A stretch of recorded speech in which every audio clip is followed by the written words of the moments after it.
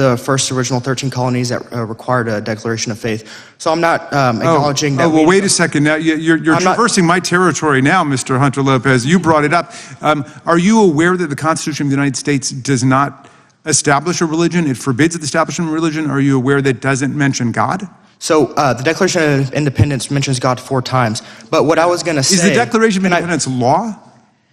So Declaration of Independence was declaring our independence from the tyranny of England. Yeah. But what I was trying to finish is that I'm not, suggesting that we need to go back to taking, tests or saying that you have to acknowledge. Wait, do you know that Thomas Jefferson was denounced as an infidel who wrote the Declaration of Independence because he didn't believe in the establishment of religion, and he and Madison were emphatic about separating church and state? That's the whole glory of our constitutional design in our history, that they rebelled against centuries of religious warfare between the Catholics and the Protestants and witchcraft trials, Inquisition, Holy Crusades. America proclaimed the separation of church and state, what Thomas Jefferson described in his famous letter to the Danbury Baptists as a wall of separation. That was a letter, not a law. Okay, so your position is that America is a theocracy? You didn't let me finish my original statement, and I understand you have limited time, but what I was going to say is I'm not suggesting we need to go back to anything that's in writing, but what I am saying is we need to acknowledge... Well, I think we should go back to something in writing. I think we should go back to the First Amendment. Oh, yes, the Constitution, yes, obviously, but what I'm saying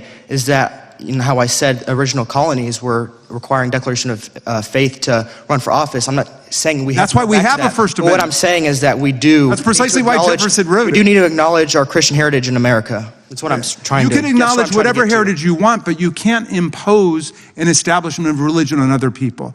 That's... Well, hello there, my friends. Pull up a chair and come on in. It is so good to have you here with me today. If you love this great country of ours and want to hear stories that lift up the soul, make sure to hit that subscribe button, give this video a big thumbs up, and share it with everyone you know. I am here sharing daily stories just like this one to keep our American spirit burning bright. Right now, as I speak to you, a heavy silence hangs over a grand, packed room inside our United States Capitol. The bright television cameras are rolling, and the air is thick with tension. Sitting right at the center microphone is a 16-year-old boy from Texas named Marco Hunter Lopez. He is not a wealthy politician or a smooth-talking lawyer. He is just a regular high school kid who loves the American flag, loves his Bible, and loves the freedom we all cherish. Today, he is standing up for our traditional Christian values, facing down the powerful leaders of the Washington elite who have tried so hard to push them aside. For months, Marco watched his own school give the green light to outside groups handing out materials about Sharia law right in the cafeteria, while his own friends were blocked and delayed just for wanting to start a simple Christian and Republican club. He saw the double standards with his own eyes, where traditional American faith was treated like a problem, but extreme foreign ideas were celebrated. Instead of getting angry, this brave young man brought his deep faith and sharp intellect straight to this congressional hearing. Looking out at the row of powerful congressmen, Marco speaks with a voice that's calm, steady, and filled with true patriotism. He explains to the room in words so simple and clear that even a child can understand that America was built on a firm foundation of Judeo-Christian faith. He reminds them that the brave men who signed the Declaration of Independence trusted in God, and that our very Constitution was made to protect our God-given rights. He explains that Sharia law is completely incompatible with our Constitution because it does not treat men and women equally, and it does not protect free speech the way our laws do.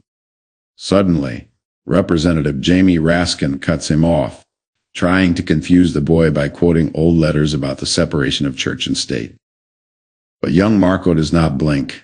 He looks the congressman right in the eye, smiles a soft, respectful smile, and says clearly, "That's a letter, not a law." Representative Raskin sits back, completely speechless, his mouth open, but no words coming out. In this exact moment, the entire room goes quiet, completely stunned by the courage of a teenager who refuses to let the truth be silenced.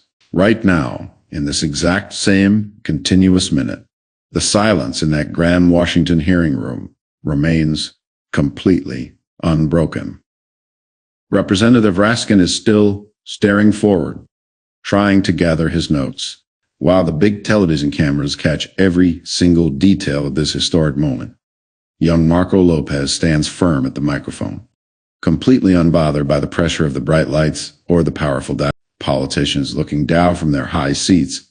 With the wisdom of someone twice his age, Marco continues to lay out the plain truth for the entire country to see.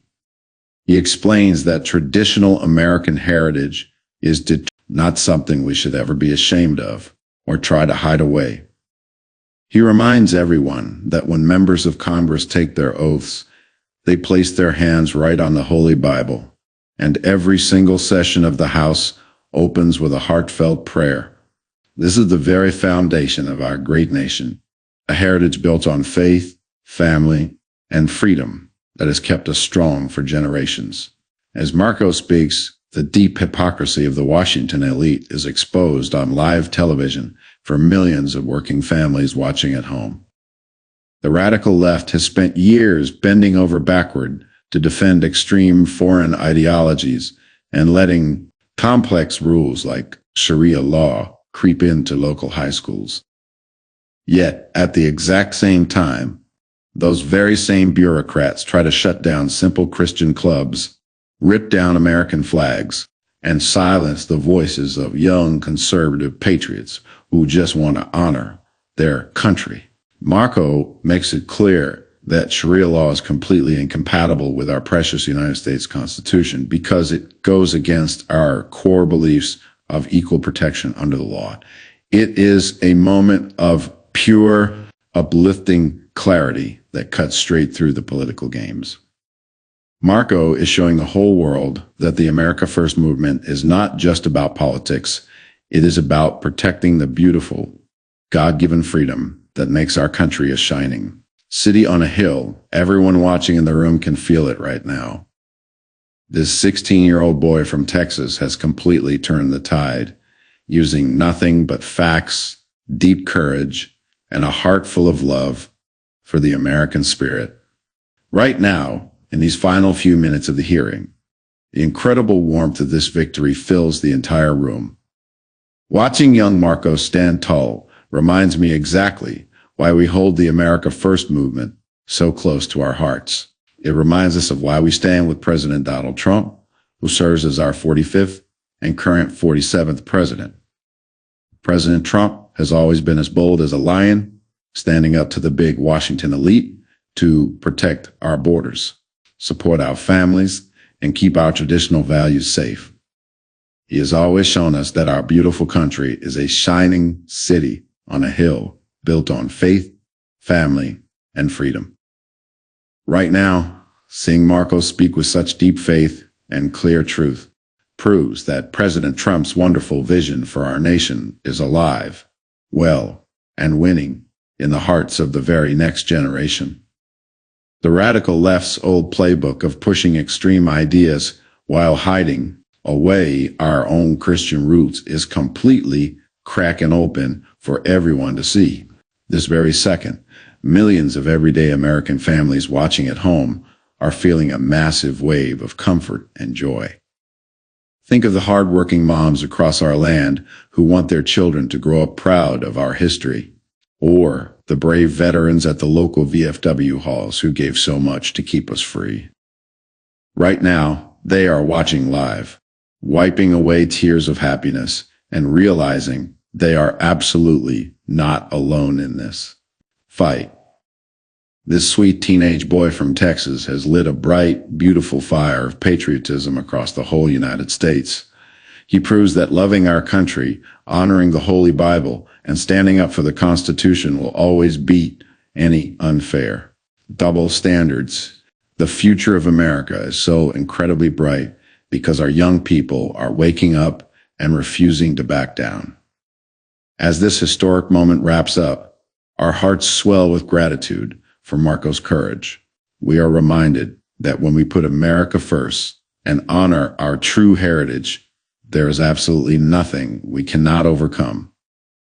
The best days for our beautiful country are happening right now, and together as one big, loving family under God, we will keep our American spirit burning bright forever and ever. Thank you so much for sitting with me today and listening to this heartwarming story. It truly means the world to have you here. If this story brought a smile to your face and filled your heart with American pride, please join our wonderful community by hitting that subscribe button right now. Don't forget to click the like button and share this video with your friends and family so we can spread this beautiful message.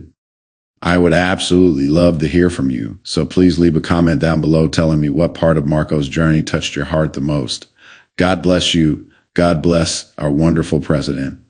And God bless the United States of America.